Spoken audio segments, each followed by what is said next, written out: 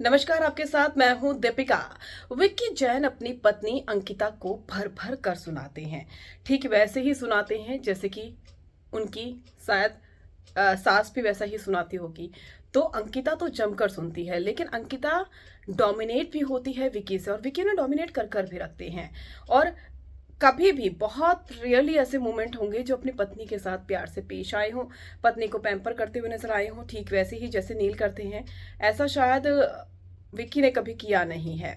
इसीलिए विक्की सबसे ज़्यादा ट्रॉल भी होते हैं कि वो अच्छे प्लेयर तो हैं, लेकिन अच्छे हस्बैंड कभी बन नहीं पाए हैं। अंकिता कल भी किचन में काफ़ी ज़्यादा इरिटेट हो गई थी जब उन्होंने खाना बनाना शुरू किया, लेकिन विक्की ने ताने मारने शुरू कर दिए, और ये बातें अंकिता को बहुत बुरी लगी। इसके बाद अंकिता विक्की से बात ना करने की बात भी कह रही थी, और कह रही थी कि मैं अब अलग हो रही हूँ। इस तरह की बातें उनके मुंह से भी निकली थी।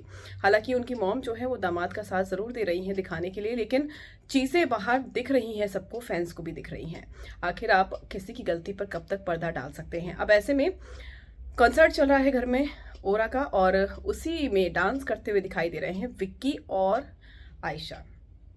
जी हाँ, आपको लगा होगा कि मैं अंकिता का नाम लूंगी, लेकिन नहीं, वो अंकिता के साथ डांस नहीं कर रहे थे, बल्कि आयशा के साथ डांस कर रहे थे, जो मुनव्वर पर एलिगेशन लेकर आई थी, मुनव्वर को सुना रही थी। लेकिन मुनव्वर को सुनाते सुनाते वो विक्की के साथ डांस भी कर रही थी। और अंकिता की अगर मैं बात करूं तो अंकिता डांस कर रही थी मनारा के साथ। अब सोचिए, हालांकि अंकिता को अगर प्रॉब्लम होती तो वो यहाँ पर भी सीन क्रिएट कर देती, लेकिन अंकिता मनारा के साथ डांस कर रही थी, विक्की आयशा के साथ घूम घूम कर डांस कर रहे थे, उनके इशारों में डांस भी कर रहे थे, नाच रहे थे।